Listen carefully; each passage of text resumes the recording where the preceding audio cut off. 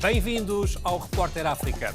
A missão da CEDEAO deixou a Guiné-Bissau na madrugada do passado dia 1 de março de 2025, após ameaças de expulsão por parte do presidente Umaru Sissoko Embalo. A informação foi confirmada pela própria missão num comunicado publicado na sua página oficial. A missão da CEDEAO explicou em comunicado que deixou a Guiné-Bissau sob ameaça de expulsão por parte do presidente da República, Umaru Sissoko Embalo. A situação foi detalhada numa nota de imprensa emitida pela missão de alto nível da CEDEAO, que entre os dias 21 e 28 de fevereiro se reuniu com partidos políticos e membros da sociedade civil em busca de uma solução para a crise política e a realização das eleições no país. A missão partiu de Bissau na madrugada de sábado, após ameaças de expulsão feitas por Umaru Sissoko Embalo, conforme relatado no comunicado. O presidente da República da Guiné-Bissau, Umaru Sissoko Embalo, encontra-se fora do país desde terça-feira, numa visita de Estado à Rússia, com passagem no Azerbaijão, Hungria e França. Antes da sua viagem, o chefe de Estado recebeu a missão da CEDEAO, que se deslocou a Bissau sob a diretriz dos chefes de Estado e do governo da comunidade, conforme mencionado na declaração final. O comunicado também informou que a missão foi recebida em audiência pelo presidente guineense e realizou consultas com uma ampla gama de interlocutores nacionais, incluindo autoridades, representantes políticos, entidades eleitorais e membros da sociedade civil, além de parceiros bilaterais, regionais e internacionais.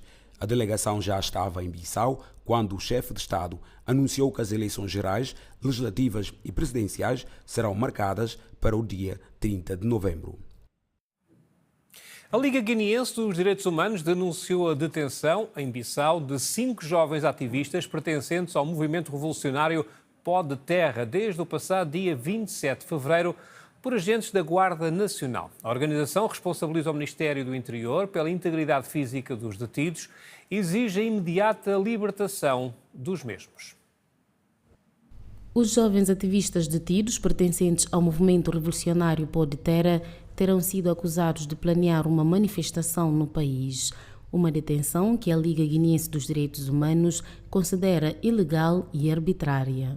O fato é que encontravam-se em reunião e o direito à reunião não encontra-se revogado na Guiné-Bissau. Então, qualquer cidadão que queira reunir-se, seja por que motivo for, o pode fazer e está no exercício dos seus direitos. Então, não existe qualquer justificativa para a prisão que é ilegal e arbitrária dos 5 membros. As detenções acontecem numa altura em que ainda continua vigente uma nota do Ministério do Interior que proibiu desde o ano passado qualquer tipo de manifestação no país. Esta prisão vem de novo trazer à baila a questão em relação a esse documento ilegal, inconstitucional e que tem sido utilizado como bandeira para proibir manifestações, para deter e agredir cidadãos indefesos. Nós queremos ainda alertar para o facto de que estamos num ano eleitoral. Como é que nós vamos a eleições? Com uma ordem de restrição de direitos fundamentais, de liberdades fundamentais, principalmente de manifestação, e agora aparentemente foi estendido, é interpretado de forma extensiva à reunião num ano eleitoral. A organização exige a libertação imediata dos detidos e responsabiliza o Ministério do Interior pela integridade física dos jovens ativistas. Nós temos vindo a chamar a atenção há já algum tempo para este tipo de atos que têm se tornado corriqueiros, incrivelmente. São raptos, são detenções ilegais e que, em vários casos, depois se traduzem em torturas e em agressões. Exigimos a libertação dos membros do movimento cívico e esperamos que isso seja o mais breve possível. De acordo com a Liga Guineense dos Direitos Humanos, os detidos foram conduzidos às instalações da Guarda Nacional sem acesso às visitas dos familiares e nem dos advogados. E aí, pessoal? Tudo bem? Bem-vindos a mais um mergulho profundo aqui no Bissau Podcast. Isso aí. A gente vai analisar um react do New World TV. Sim. Eles analisam outro vídeo sobre a permanência do Umaru Sissoko Embalo no poder. E a gente vai desvendar essa treta toda. É isso aí, bora lá. A grande questão é, será que a Guiné-Bissau tá, caminhando para um retrocesso democrático? Pois é. O vídeo que a gente separou, ele mostra bem essa tensão toda, né?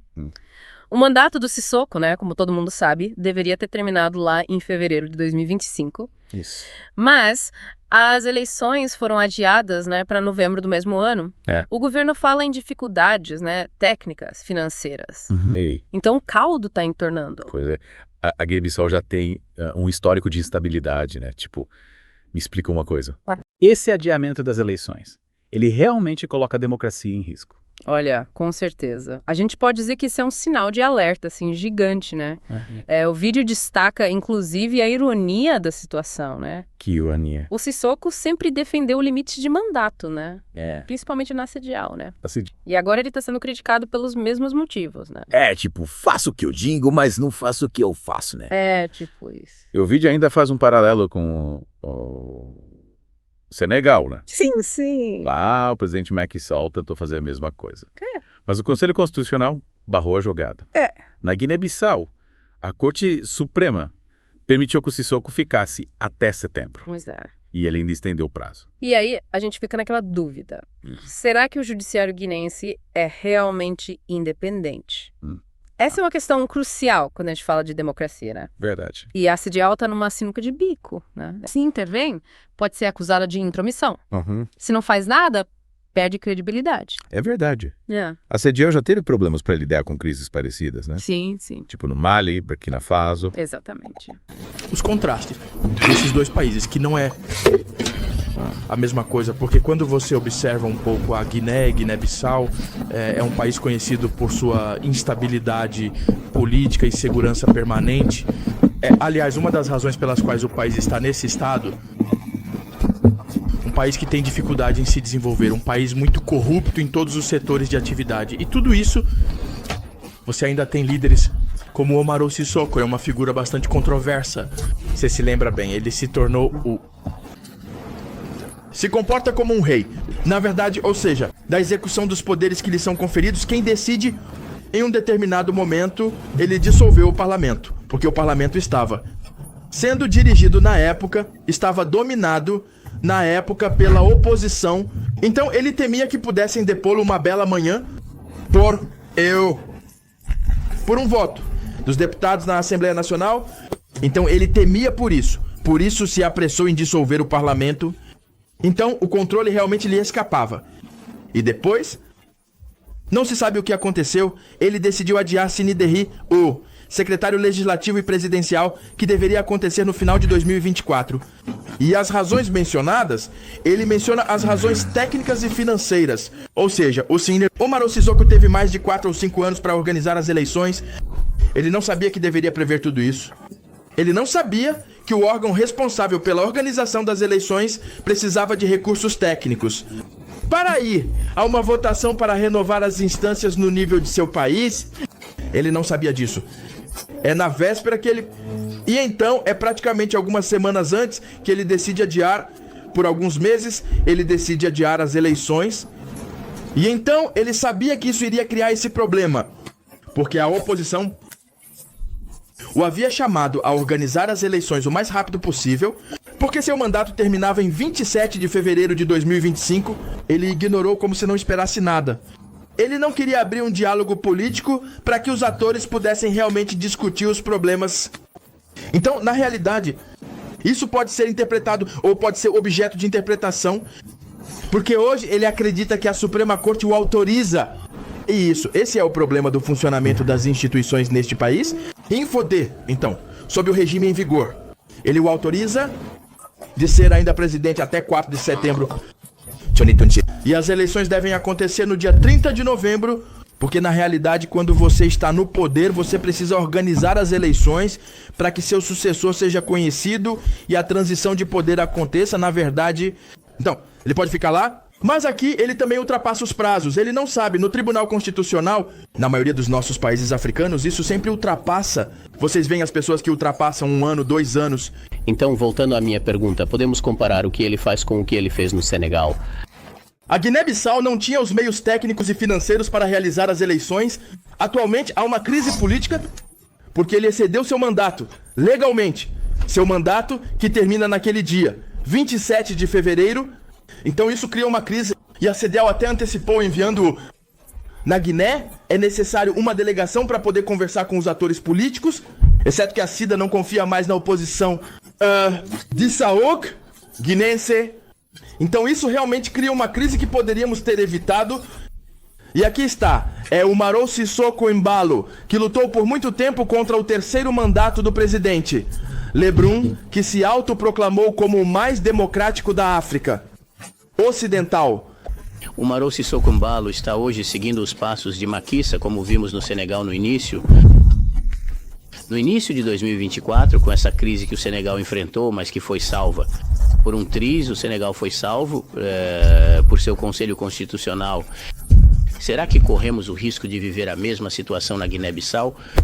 E se sim, podemos contar com o Tribunal Constitucional deste país. Você sabe, os países não se falam igual. O Senegal, te dizer, tem uma história profunda, você imagina, em relação à colonização, em relação a uma série de coisas. Além disso, o segundo aspecto nesse nível, o Senegal é pesado do ponto de vista institucional, e o Senegal, isso é essa mão poderosa da França que ainda pesa sobre ele. E o terceiro aspecto é que quando isso acontece assim, quando o chefe de Estado diz, na África ele prova seu mandato, isso significa que ele está incerto em relação ao seu futuro. Ele está incerto em relação ao seu futuro. Mas do que será feito no futuro? Então é por isso que há uma certa gesticulação e a gente já não se encontra mais. Eu penso no que aconteceu com Macky Sall. Vamos analisar a mesma coisa com ou embaixo, ou o Umaro Sissoko. Ele está incerto hoje em relação ao seu futuro.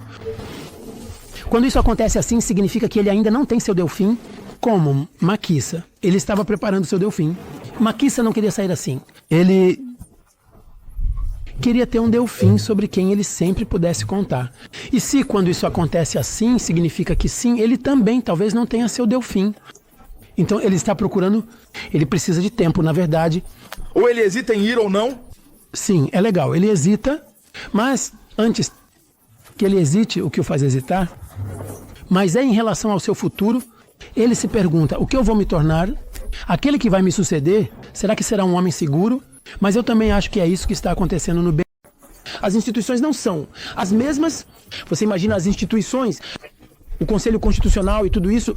Em relação à Suprema Corte aqui, o Senegal construiu uma história aqui, um país que está sempre em desestabilização, que vai de desestabilização em desestabilização. Portanto, as instituições não foram verdadeiramente construídas. Portanto, é fácil para o presidente manipular facilmente o chefe ou o líder dessas instituições, a Corte Consolidada, a Suprema Corte, dizendo a ele, ok, você tem a possibilidade, porque ele pode ter se entendido, ele teria se entendido com o presidente da Suprema Corte, dizendo a ele, mas você pode permanecer no poder como quiser, como quiser. Então as eleições você vai organizá-las no dia 30, não há nenhum problema. Então, nesse nível também, é onde podemos fazer essas pequenas comparações. No plano institucional, o Senegal está muito mais consolidado no plano institucional. E aqui, as coisas se desestabilizam por si mesmas. E bem, então, a terceira coisa, em relação a Macky Sall, eu disse há pouco, ele não estava muito certo em relação ao seu futuro. E o Umaro, se ele se apressasse, está vivendo a mesma coisa. Ele ainda não está muito certo em relação ao seu futuro. Ele seguiu os passos de Macky Sall. Até o início você parecia dizer o contrário, pelo que eu sei. Sim, não, é bem em relação ao fato... Em relação à situação dos dois países? Sim, em relação à situação dos dois países, não é realmente que estamos falando dos dois países, mas quer dizer, certos fatos de Macky Sall se encaixam um pouco nos fatos de Umaro Sissoko. E essa situação toda levanta outra questão, né? Que é Vai suceder o Sissoko. Essa é a grande pergunta, né? Pois é, o vídeo aponta que ele não tem um herdeiro político claro. Assim como o Macky Sall. É verdade. Será que essa falta de um sucessor definido incentiva a permanência no poder? Olha, Pedro, essa é uma pergunta complexa, né? Mas o vídeo sugere que a falta de um sucessor forte pode sim contribuir para que os líderes se agarrem ao poder. Sei, imagina só. Você tá no topo, com poder, influência, e de repente precisa abrir mão de tudo isso. É natural que haja um certo apego, né? Sim. Uma vontade de se manter no controle. Faz sentido. Mas será que essa é a única motivação? Com certeza não, né? O vídeo explora a ideia do medo como motor da política, né? Muitos líderes temem represálias ou perda de proteção ao deixarem o cargo. Entendi. É como se eles estivessem presos num dilema, né? É. Se ficarem, correm o risco de serem acusados de autoritarismo. Se saírem, temem pela sua segurança, pela sua liberdade. Caramba. Que situação, hein? Pois. Aí, meu amigo, o caldo entorna de vez. É verdade. E quando a gente fala de instituições fracas, né, a gente precisa lembrar do impacto disso na vida das pessoas. É verdade. A instabilidade política, ela leva ao aumento da pobreza, Sim. da violência e trava o desenvolvimento do país. É verdade. E no final, quem sofre é a população, né? Exato. Mas, voltando a CDAO, você acha que a organização vai conseguir lidar com essa crise? Olha, Pedro. O vídeo levanta dúvidas sobre a capacidade da CDAO de evitar um colapso institucional na Guiné-Bissau. Essa é uma questão que gera muita discussão, né? A CDAO tem um histórico, assim, complicado na região, com intervenções que nem sempre foram bem-sucedidas. Sei. Mas, ao mesmo tempo, né? A organização tem um papel importante na promoção da democracia, da estabilidade na África Ocidental. Entendi. Tal tem potencial para superar essa crise. Sim. E construir um futuro melhor. Com certeza. E a gente está aqui para acompanhar essa jornada. É isso aí. E debater todos os desafios e as possibilidades. Exatamente. E você que está nos ouvindo, o que você acha de tudo isso? Deixe seu comentário, compartilhe sua opinião. Isso. A gente quer saber o que você pensa sobre o futuro da Guiné-Bissau. E não se esqueça de se inscrever no canal do Bissau Podcast para não perder nenhum episódio. Juntos, a gente pode fazer a diferença. E a gente volta para o nosso mergulho, né? Na política da Guiné-Bissau. Isso aí. A gente já viu bastante coisa, né? Crise política, a permanência do Sissoko, instituições, né? Meio fracas, papel da CDAO. E agora a gente vai mergulhar nesse medo como motor da política. E isso, o vídeo que a gente analisou fala bastante sobre isso, né? Sim. Como esse medo de represálias, de perder a proteção política, pode levar os líderes a se agarrarem ao poder. Exato. É como se estivessem presos num jogo, né? Xadrez, sei lá. Onde qualquer movimento em falso pode ser o checkmate. Imagina só. Você é um líder, né? Fez inimigos poderosos ao longo do seu mandato. Aí você deixa o cargo, perde a imunidade, perde a segurança. Fica vulnerável a todo tipo de ataque. Sim. É natural que o medo fale mais alto. Mas esse medo é sempre justificado. Ou pode ser só uma desculpa para se manter no poder. Boa pergunta. Essa é uma pergunta que a gente precisa se fazer. Nem sempre medo ele é racional, né? É legítimo. Às vezes ele é usado como um instrumento de manipulação, né? Para silenciar opositores, perpetuar o autoritarismo. Então a gente precisa diferenciar, né? O medo genuíno da manipulação política. Exatamente. E para isso é crucial ter uma imprensa livre, independente, que investigue as denúncias, né, de abuso de poder e dê voz a diferentes perspectivas. A transparência, o acesso à informação são armas poderosas contra a manipulação, Medo. Falou e disse. A gente precisa se informar, questionar, não se deixar levar pelo medo. Mas, voltando para Guiné-Bissau, qual você acha que é o caminho para superar essa crise? Para construir um futuro mais promissor? Olha, não existe uma fórmula mágica, né? Mas o vídeo dá algumas pistas importantes. Quais? Fortalecer as instituições democráticas, garantir a independência do judiciário, promover a liberdade de expressão, né? Sim. E o diálogo entre os diferentes atores políticos. E a gente, como cidadãos, a gente precisa se engajar, né? Sim. Na construção de um futuro melhor para Guiné-Bissau. Isso. Acompanhar a situação política, participar dos debates, cobrar dos nossos líderes, lutar por uma sociedade mais justa, democrática. Exatamente. E para quem quiser se aprofundar nesse tema, em outros debates sobre Guiné-Bissau, fica o convite para se inscrever no nosso canal. Isso aí. O Bissau Podcast. É isso aí. Aqui a gente discute tudo, né? De forma leve e descontraída. Sim, com muito bom humor. Sempre com muito bom humor. E não esqueça de ativar o sininho para receber as notificações, ficar por dentro de tudo que rola por aqui. Valeu, galera. Um grande abraço e até a próxima. Fiquem bem. Tchau, tchau.